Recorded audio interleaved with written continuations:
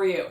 Today I will be reviewing Priest of Bones by Peter McLean. This is the first book in the War for the Rose Throne series, and also Bones, you say?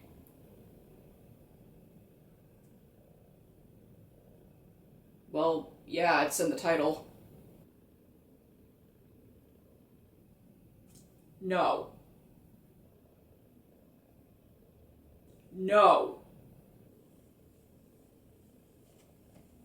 No! As I was saying, this is the first book in the War for the Rose Throne series, and funny enough, I think the fourth and last book is coming out this year, so I've got a bit of catching up to do, it seems. If you're new here, hi. I'm Christine. I like book. This is a spoiler-free review, so if you're looking for a more in-depth review, or you like being spoiled, sorry. And if you're still on the fence about getting the book, then stick around. Also, this is my first full book review on the channel, yay. So, without wasting any more time, let's get into it. Following a brutal war, con-man turned army priest Thomas Piety heads back to his native Ellenburg with the sergeant and his surviving men at his side.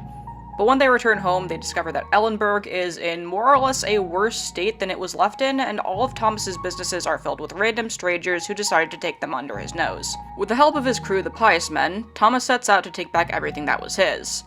But that's not going to be easy because the governor decides to breathe down his neck and use him to take out people perceived to be political opponents and threats to the government.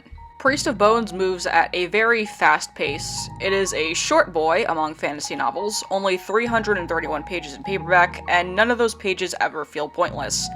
The story is told entirely from Thomas's perspective, and his voice is among the most distinctive I've ever come across to my mind. Pause. The prose is written in a way that directly serves the gritty brutality of the story and the fast pace of the plot. There's little, if any, filler, and there's enough action to fill a 10-liter water bottle, if you can imagine what that would look like. The world building is definitely a departure from most fantasy, as it takes place in a world that's more akin to the time of the Industrial Revolution, whereas fantasy is usually set in a more medieval-like world. Emphasis on usually. While nothing about the writing is overly descriptive, you still get a good idea of what Ellenburg is like, along with other locales such as the Tanner's Arms and the Wheels. It almost feels like an actual place on Earth circa 1750, except I doubt it's a place I'd ever want to set foot in if it actually existed. That polluted river sounds mad scary. And the shady business, of course, but besides that. The character work is chef's kiss. We've got a whole cast of characters, almost all of them part of the Pious Men, and almost all of them being scumbags in one way or another. At the same time, everyone in the cast feels organic in an almost uncanny way, and we get to see just why most of them are the way they are, and a lot of them have suffered not just in the war, and this especially goes for the main characters. No spoilers. First off, we have the main character himself, Thomas. Leader of the Pious Men, totally a businessman, this isn't up for debate at all, what are you saying? He's calculating, he's ruthless, and he likes harsh justice. Really likes harsh justice. As ruthless as he is, however, he still has morals and looks out for his subordinates in the fashion of a leader rather than a boss. Then there's his interesting younger brother Jochen, a man with a PhD in axe-wielding with a crew of his own from the war. While on the surface he appears hot-headed and impulsive compared to Thomas, we learn that there's something buried beneath the surface, which also easily applies to both brothers. Again, no spoilers. Despite the fact that there's only one POV, the rest of the cast is by no means any less fascinating. Take, for example, Bloody Ann, Thomas's sergeant, a soldier who's a lot more than physical appearances may suggest, much less a preference for doing the dirty work. Then you have the enigmatic and, frankly, terrifying Billy the Boy, who's supposedly touched by one of the goddesses and has an eerie gift for predicting the near future. Priest of Bones is a very plot-driven story, but as I said, the cast is definitely not lacking in substance, and as the story goes by, you're left to wonder, oh crap, what are these folks going to do next? Give me the goods. Even the side characters have a fair bit of charm to them, whether or not they make a significant contribution to the storyline. It should definitely be said that Priest of Bones is a very dark read with some heavy themes, though, to be fair, it is classified as grimdark fantasy.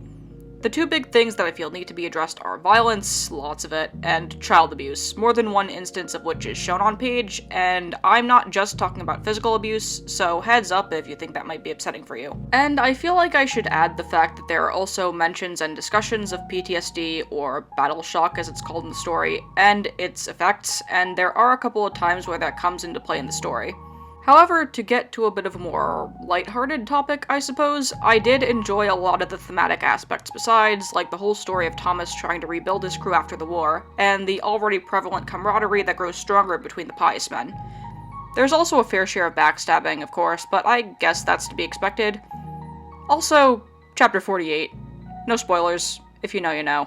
If you're looking for a dark, gritty, industrial-type fantasy with organized crime vibes, for lack of a better term, then I would definitely recommend Priest of Bones. As I said, it's definitely not for everyone, but if this sort of fantasy is something you're into, then definitely check this out. Especially if you like well-written characters like I do, along with fast-paced reads. It's a very solid effort, and I can't wait to get to book 2. Wait.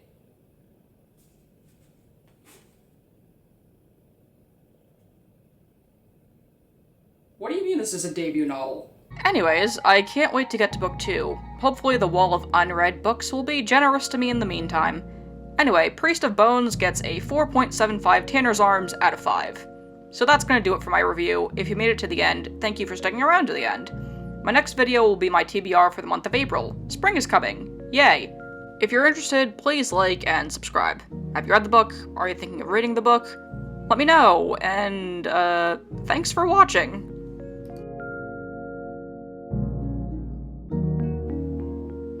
Does the rose throne actually smell like roses?